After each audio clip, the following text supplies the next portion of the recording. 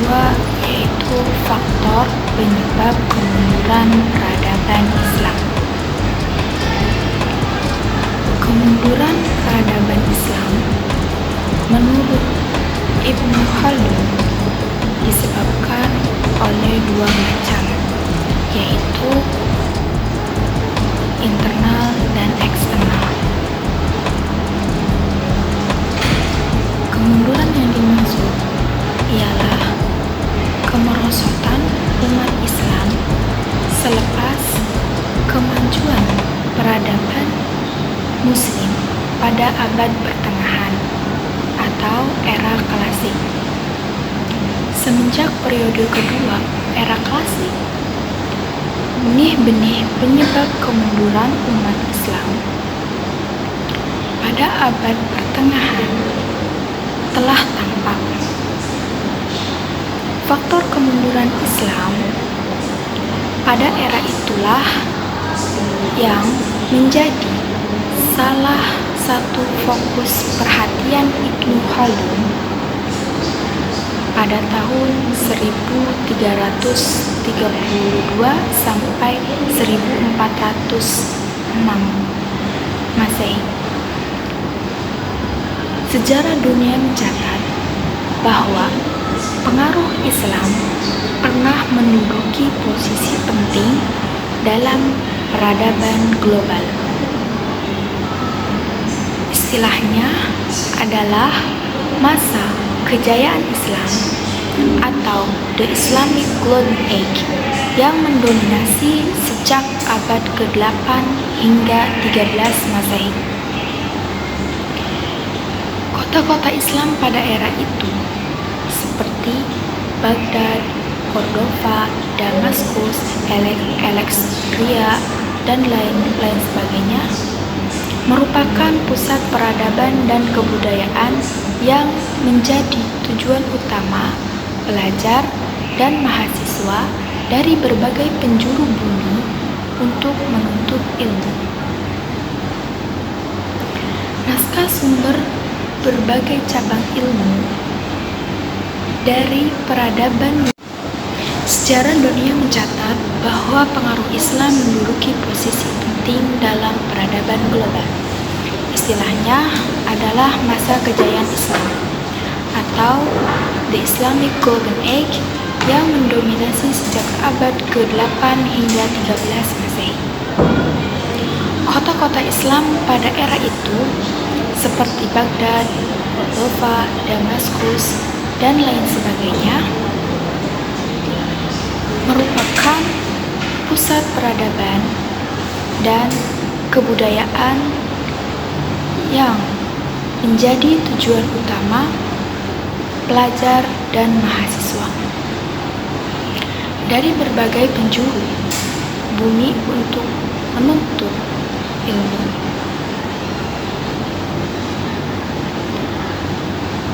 Naskah sumber berbagai cabang ilmu dari peradaban Yunani kuno diterjemahkan dengan fasih. Selain itu,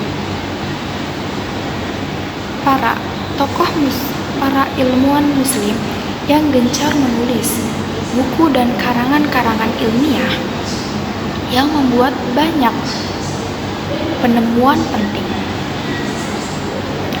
Selain perpustakaan, institusi pendidikan juga tumbuh subur. Bahkan, 3 universitas tertua di dunia berdiri pada masa kejayaan Islam yang terus langgeng hingga sekarang,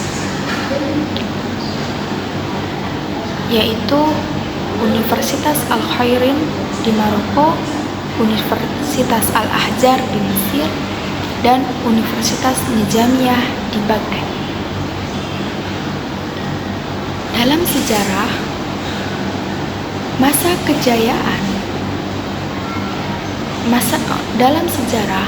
kejayaan Islam semenjak era Kekhalifahan Ar-Rasyidin hingga Kesultanan Utsmaniyah, muncul tokoh-tokoh Muslim yang amat berpengaruh dan menghasilkan karya atau penemuan di masing-masing bidang keilmuannya. Banyak ilmuwan muslim di bidang teknologi maupun sains yang lahir selama masa kejayaan Islam, seperti Ibnu Sina,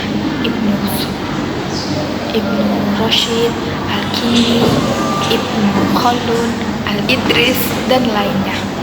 Namun, sebagaimana dicatat dalam Rahmat Islam bagi Alam Semesta yang diterbitkan Kementerian Pendidikan dan Kebudayaan, benih-benih kemunduran sudah terlihat sejak fase kedua dari periode Islam klasik, yaitu tahun 1000 sampai 1250 Masehi. Kemunduran drastis kemudian dimulai sejak periode pertengahan bagian pertama, yaitu tahun 1250 sampai 1500 Masehi, yang dikenal dengan masa kemunduran satu. Sejak masa itu, peradaban Islam pun dinilai belum bisa kembali mencapai level kemajuan seperti pada abad 9 dan 10 Masehi. Itulah penyebab kemunduran peradaban Islam. Dan apa faktor penyebab kemunduran peradaban Islam itu? Nah, menurut Ibnu Khaldun, faktor penyebab kemunduran peradaban Islam itu terdapat dua faktor, yaitu yang pertama faktor internal. Apa itu? Faktor internal ini muncul dari menguatnya materialisme, yaitu kegemaran pengusaha untuk menerapkan gaya hidup mewah.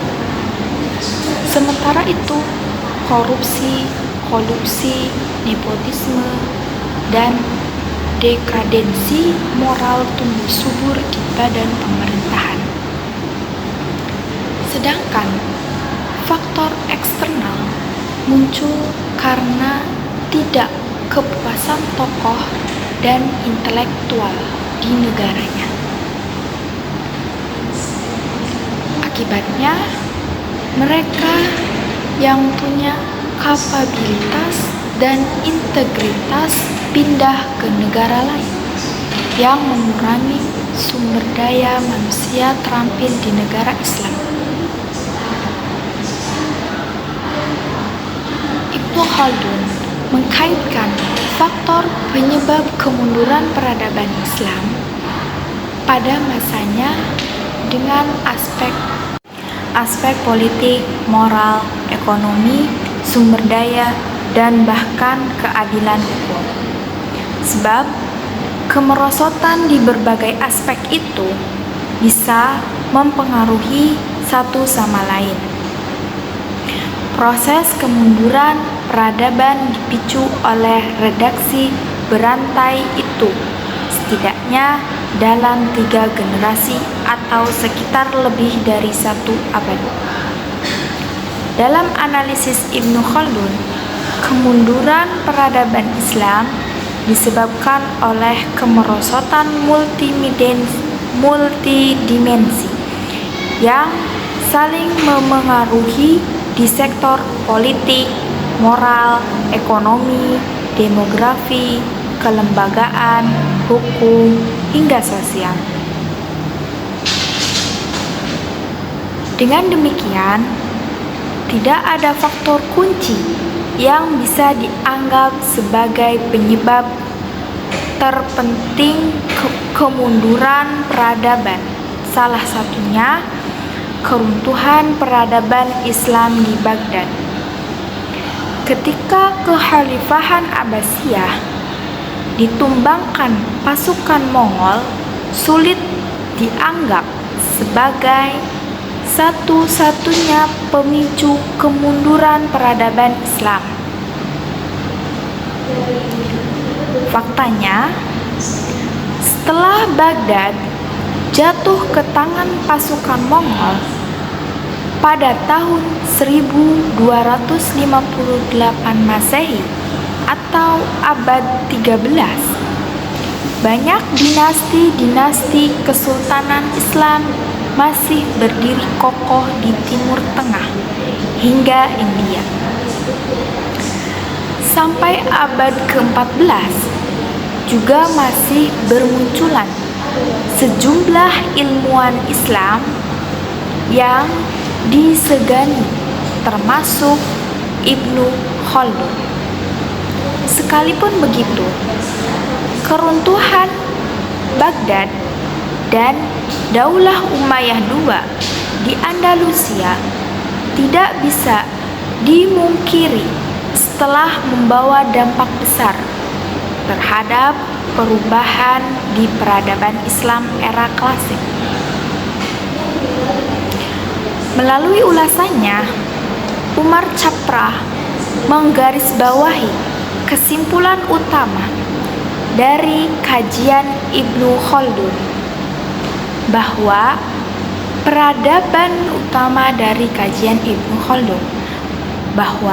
peradaban Muslim era klasik bukan mundur karena ajaran Islam, melainkan lebih disebabkan oleh kemerosotan kualitas masyarakatnya.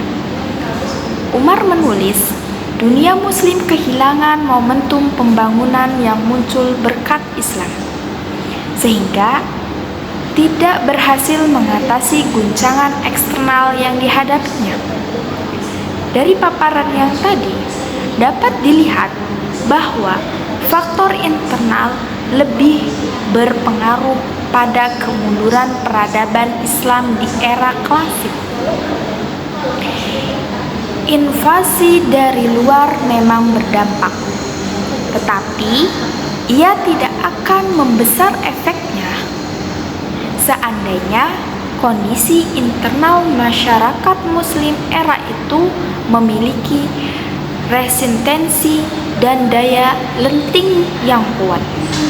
Di sisi lain, faktor eksternal tidak hanya serangan dari luar, tetapi bisa juga berupa pandemi penyakit yang pernah melanda Timur Tengah, terutama pada abad 14. Hingga kini, memang masih ada perdebatan di kalangan ilmuwan sejarah tentang faktor-faktor yang menjadi penyebab kemunduran peradaban Islam pada era klasik. Nah, hanya itu yang bisa saya sampaikan. Kurang lebihnya mohon maaf. Wassalamualaikum